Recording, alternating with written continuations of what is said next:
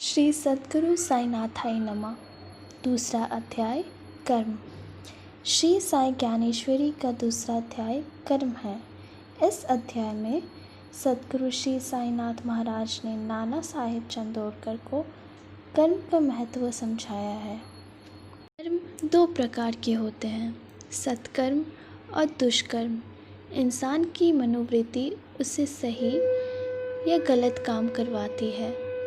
कर्म के अनुसार ही कर्म फल तैयार होता है। कर्मा का फल सभी को भोगना पड़ता है। कोई भी शरीरधारी इससे बच नहीं सकता। कर्म फल जन्म जन्म तक प्राणी का पीछा करता है। कर्म फल को भोगने के लिए प्राणी को बार बार जन्म लेना पड़ता है। क्या मनुष्य की सांसारिक यात्रा यूं ही चलती रहेगी? क्या आत्मा बार बार झोला बदलती रहेगी? व्यवहारिक जीवन में हमें क्या करना चाहिए? ज्ञान के साथ कर्म और भक्ति का संतुलन हमें कैसे बनाना चाहिए? साईं बाबा चंदोरकर जी को क्या उपदेश देते हैं? वे हमें भव से उस पार ले जाने में कैसे सहायता करते हैं? आइए इसे जानने के लिए हम श्री साई ज्ञानेश्वरी की दूसरी अध्याय कर्म का पारायण करते हैं। कर्म जगत का धर्म है। कर्म बड़ा बलवान, कर्मों का फल पाएगा। कर्म गति पहचान, कर्म लकीरें खींचता, लिखता ये तकदीर। कर्मों से ही बनते हैं राजा रंग फ़कीर। नाना साहेब चंदोरकर श्री साईं के चरणों की वंदना करते हैं। वे बाबा से कहते हैं, हे साईनाथ, आप हमें ऐसा उपदेश दीजिए जिससे हम सबका कल्याण हो। इसके लिए आप हमारा मार्गदर्शन कीजिए। सद्गुरु श्री साईनाथ महाराज कहते हैं, हे नाना, इंसान को ये देह कर्मा के अनुसार मिली है। संचित कर्म फलों का भोग ये देह ही करेगी। इस देह पर कर्म फलों की सत्ता है। इस बात का हमेशा ध्यान रखो कि कर्म में ही शक्ति होती है। कर्म ही बलवान होते हैं। कर्म ही संचित होती है। कर्म ही नई शाखा को जन्म देते हैं, यानी कर्म ही तुम्हारे आगे के जन्मों का कारण बनते हैं। अतः कर्मों के प्रति हमेशा सजग रहो। सुख दुख का अंत होने पर मुक्ति स्थिति आती है। संचित कर्मों के समाप्त होने पर मुक्ति प्राप्त होती है। इस स्थिति को प्राप्त करने का क्या उपाय है? उस स्थिति में हम कैसे पहुंच सकते हैं? हे नाना, अब मैं तुम्हें उसका तरीका बताऊंगा। कोई व्यक्ति जहर पी लेता है और मर जाता है। ये उसका कर्मा नहीं है, ये तो जहर पीने का परिणाम है। ये तो उसके कार्य का अंजाम है। कर्ता को अपने कार्य की निष्पत्ति मिलती ही है। यदि कोई चोरी करता है तो ये उसका कर्मा नहीं, ये उसके पूर्व जन्मों के संचित कर्मों का फल नहीं। ये तो वर्तमान में उसके द्वारा किया गया गलत कर्म है। इसकी सज़ा उसे अवश्य भोगनी पड़ेगी। सहज गति से जो कुछ घटित होता है वो हमारे कर्मा के अनुसार घटित होता है।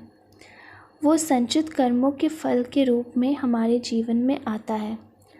हम अपनी इच्छा से जो कार्य घटित करते हैं वो हमारा कर्मा नहीं होता। मालिक को उपदस्त करके या मालिक की हत्या करके एक किरानी मालिक का पद हत्या लेता है। यह उसका भाग्य या कर्मा नहीं है। इस दुष्कर्म का फल उसे भोगना पड़ेगा। इस कर्म का परिपाक उसका आगामी कर्मा बनेगा। किरानी पद हत्या कर धनी बन जाता है। अब वो चैन की बंशी बजाता है। गाड़ी घोड़े में बैठकर कहीं आता जाता है। अब वो धन संपत्ति का भोग करता है।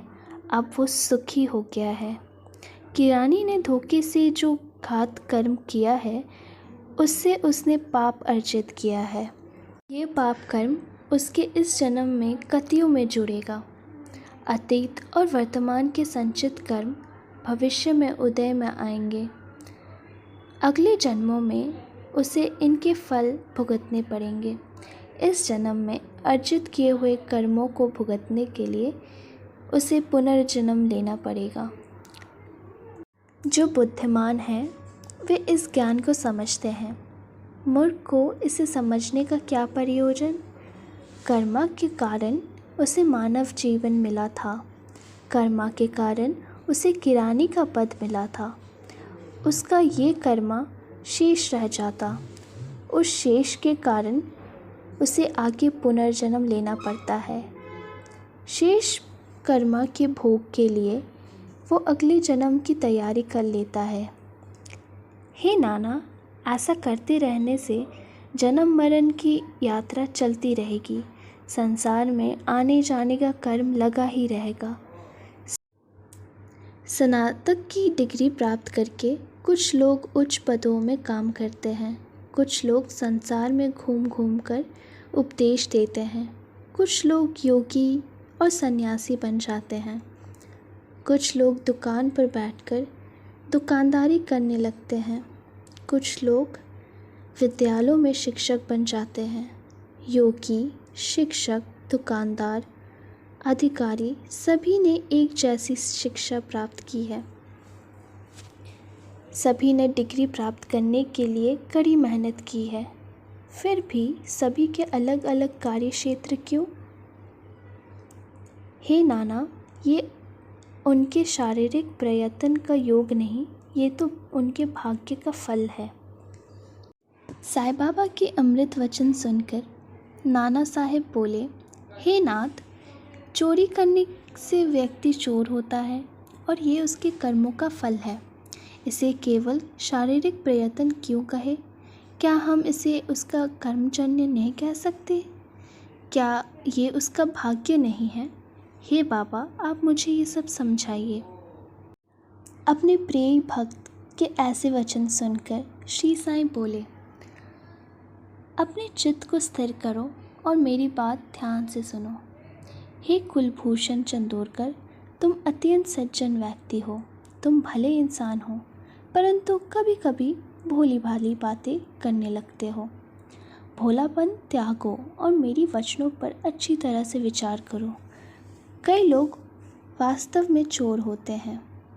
वे पकड़े जाने के बाद भी शीघ्र ही छूट जाते हैं, क्योंकि उनके खिलाफ कोई ठोस सबूत नहीं होता। ऐसा उसके कर्मा के कारण होता है। कोई चोर है और जेल में बंद है। कोई चोर है और वो स्वतंत्रता पूर्वक खुला घूमता है। संसार में कर्म के अनुसार फल मिलता है। ये तय है, जो स्वतंत्रता पूर्वक खुला घूम रहा है उसे कर्म के अनुसार फल क्यों नहीं? दोनों ने चोरी की है, दोनों के कर्म गलत है, फिर भी एक कैद क्यों और दूसरों को आज़ादी क्यों?